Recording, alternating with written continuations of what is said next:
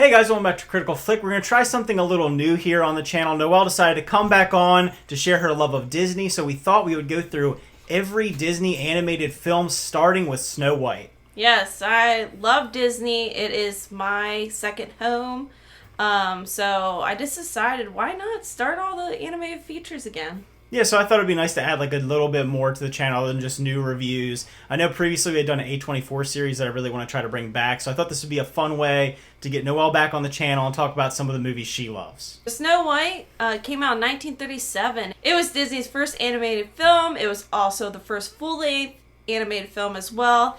It was in theaters for a full year, so that's pretty impressive. I mean, I know movies back in the day were different, so. And yeah, really, one of the things we learned from visiting Disneyland and going there and going through some of the tours that go behind-the-scenes creation of the park, I didn't realize how important Snow White was to kind of the success of Disney. Disney as a company probably wouldn't exist without Snow White. Oh, no. You know, they weren't doing so well financially, from what I understand. This movie really catapulted them to becoming, you know, the animation giant that they are today. It premiered at Carthay Circle in LA, which I thought theater was cool because they have like a replica version of that in DCA in California. So I like the full Disney paying homage to that type of thing. Yeah, like I said, it is a film that really holds the foundation of what Disney is as a company. So obviously, you know, people talk about it being its first film, its first feature-length film, but it really, like I said, is the movie that made the company, and we wouldn't have anything without this film. It has great music in it. I mean, hi-ho, like the Seven Dwarfs going, Yeah. off to work. I'm Wishing. I mean, the iconic scene with Snow White, singing over the wishing well. They still have the wishing well in all the theme parks, so that's still a little thing that they play too. Yeah, and I do think that the music feels very timeless. When you think of classic Disney music, you often think of sounds and music from films like Snow White. So again, that's something that the company built off for many, many years.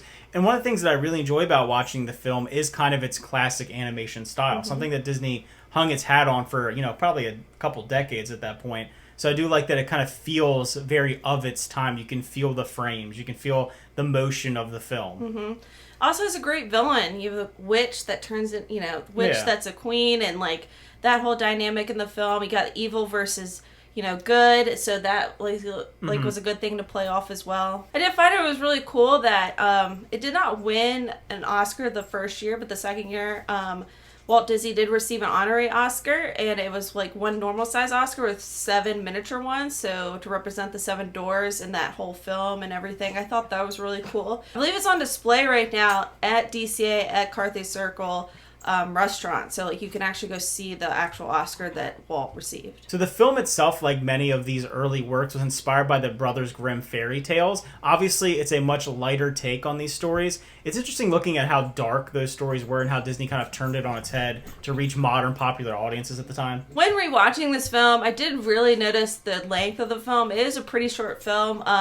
There's also things as a kid when you're watching it, you're just entranced in this film. And you're like, oh, there's Snow White, 7 Dwarfs. There's a evil queen that's after her that wants to kill her and everything. You just think about that. There are little parts that it jumps around a lot. There's not a full story. You feel like there's missing pieces in it. Well, yeah, definitely the movie was when they're trying to catch their stride of making a full-length animated film. So watching it, the art style, something that always really stuck out to me. The early films from Disney have a very unique and very timeless style to them, and I think that's why they kind of resonate with people even today. Yeah. I know some people show their children these movies that were made, almost 100 years ago at this point, getting close to it. So it's interesting to see that these have stayed so true to what they are, even though we get remastered and redigitized versions that help capture it. Yeah. I think even watching those early versions as a kid, like the VHS tapes or it coming on TV and having that classic storybook opening is something that makes them kind of last throughout history. I definitely like the opening of the film because it starts off with the storybook of Snow White, and there's a book that opens, and I think it goes all the way up to Beauty and the Beast, but I do also remember it being in Sleeping Beauty as well, and Cinderella, I believe.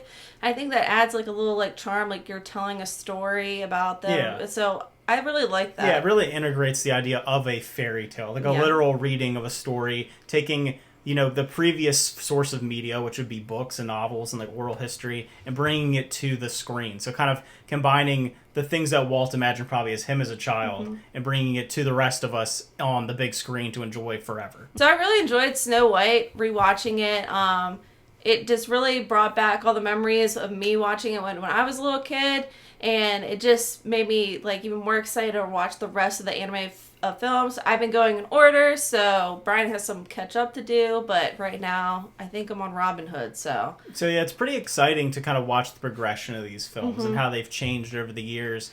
And they're so starkly different. I feel like, they are. You know, with Disney celebrating the 100th anniversary of the company, seeing kind of it broke into different decades, they feel very distinct. So it'll be fun to, explore these as we go along. Yeah, so thanks for watching. Comment down below what your thoughts on Snow White, like how does it resonate with you? Is it one of your top favorite anime films by Walt Disney? If not, let us know. And also, what's your favorite dwarf? Oh, yeah, true. Because, they got the 7 dwarves. I mean, I personally, everybody loves Grumpy. I mean, he's the lovable Grumpy. You gotta love Grumpy. So, always leave your opinions down below. Thanks for watching. Remember to like and subscribe. And see you guys next time. Bye.